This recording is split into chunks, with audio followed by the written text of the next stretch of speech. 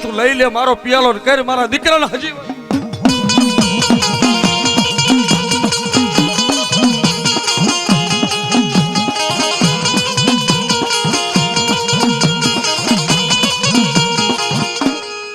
ઈ ભૂવા એટલું કહી દે કે લે મારી તો હોળ 33 51 ઊભી હો તો હાલ હવે હું મારા બોલે ઊભો છું.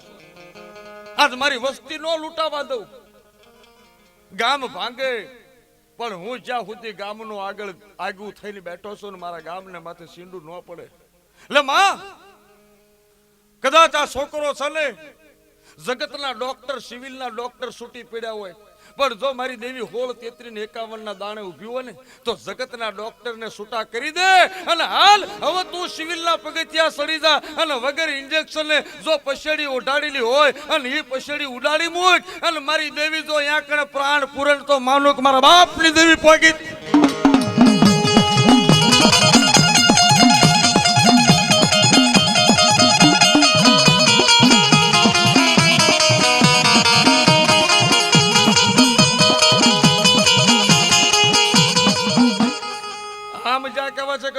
ત્રણ સપ્તીના ઘા કર્યા ને માતાને કહી દીધો આ મારી હવે તને મારું ખોળિયું આપી દીધું.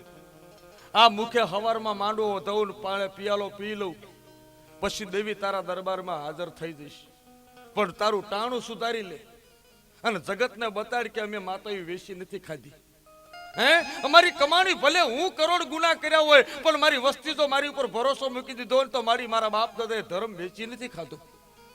એટલે હાલમાં ઉતર અને આ પછી મઠમાંથી માતા બહાર નીકળો.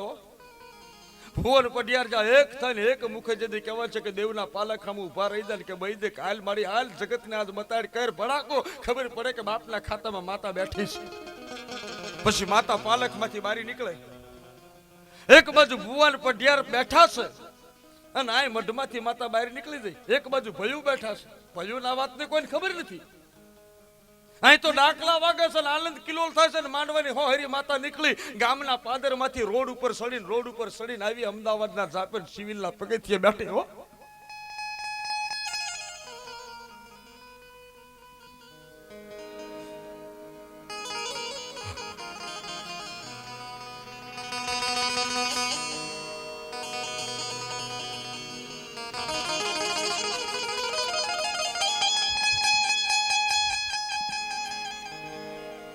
એ માતા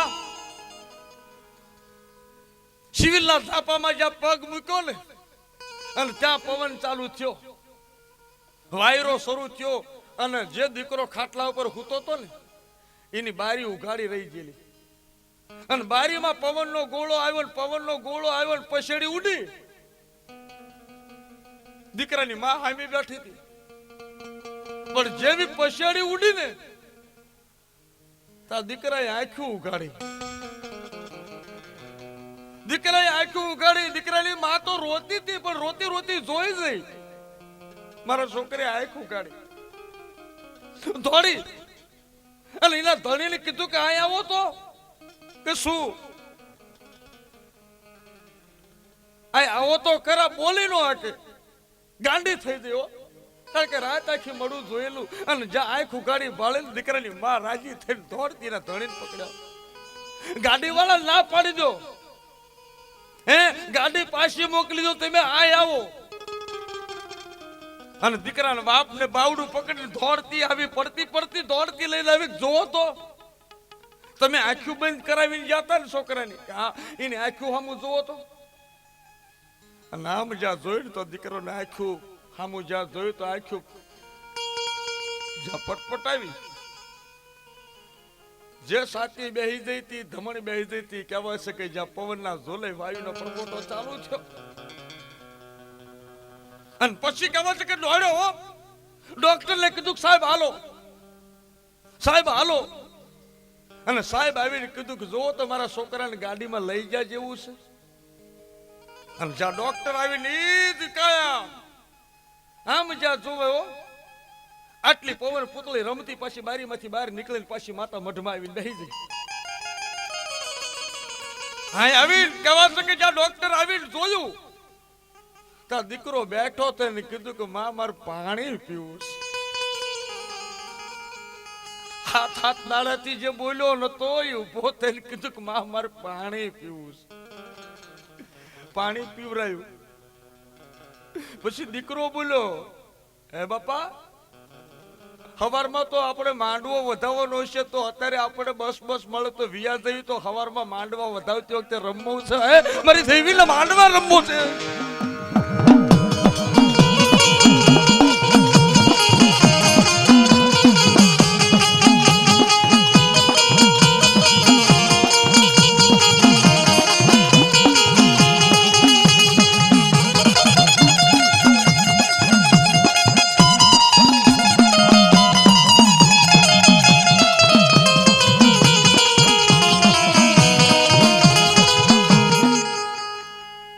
પછી તો જો ઈ ડોક્ટર આવીને જોયું, દીકરાનો બાપ કે સાહેબ તમે કહેતા હતા કે આમાં કાંઈ નથી.